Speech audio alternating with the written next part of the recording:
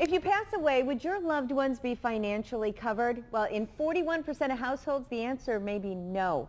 September is Life Insurance Awareness Month, and our money expert Kevin Klug is here to help us become better prepared. Good morning. Good morning, Rachel. Oh my goodness, we've been talking during the commercial break about how much we don't know, those of us here in the studio, and we can't wait to learn more. So who needs or life insurance? Yeah, when you're talking, everybody that has a dependent, Rachel, so a spouse and or children needs life insurance. I even talk to my retirement clients that have policies from years ago to keep them in force. They're going to pass on a tax-free death benefit to heirs, and it's also going to help settle some of the costs for final expense.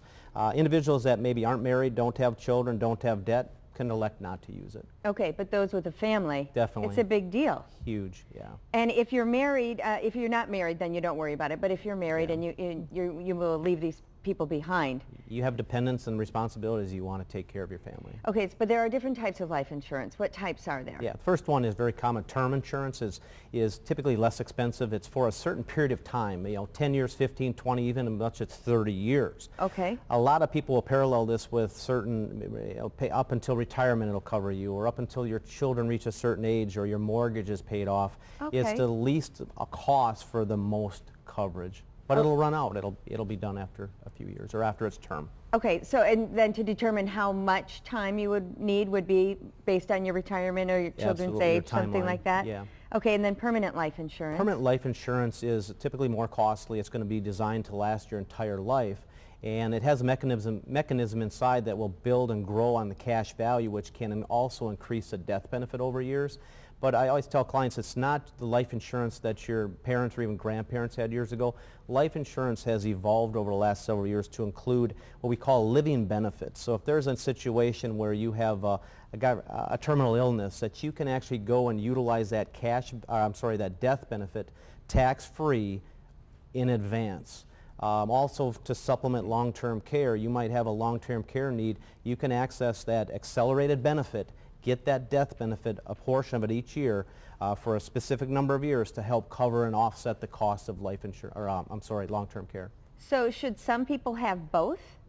Yeah, I do. I have both. Some end, and then some will carry on indefinitely. So yeah, kind of stacking them and things like that. All right, that makes sense. Okay, what else should we consider when thinking about life insurance? Don't wait. The longer you wait, the more costly it gets. Your health can change. I've had a number of clients over the years that need more coverage to protect their family members, but they're uninsurable. They can't get it. So don't wait. Don't leave your family unprotected. You also say determine the coverage. Yeah, this varies, but a good rule of thumb is take your annual salary times 10. Some people will even do as much as 15 times.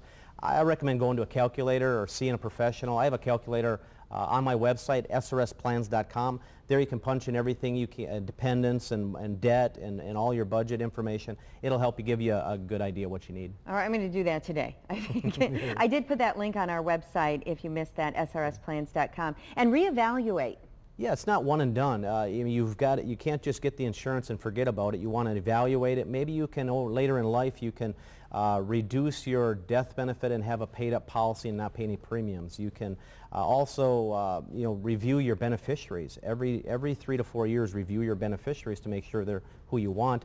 And finally, major life-changing moments. If it's a marriage or birth of a child or unfortunate death or divorce, you have to reevaluate it. I always tell clients you get life insurance when you don't need it, so you have it when you do. That's good advice. Yeah. Thank you so much. I've learned so much already during this segment. Kevin Klug, we'll put all that information on our website, fox11online.com. Click on Good Day Wisconsin. Also, all of those points he just went over. Thanks, Kevin. Thanks, Rachel. We'll be right back.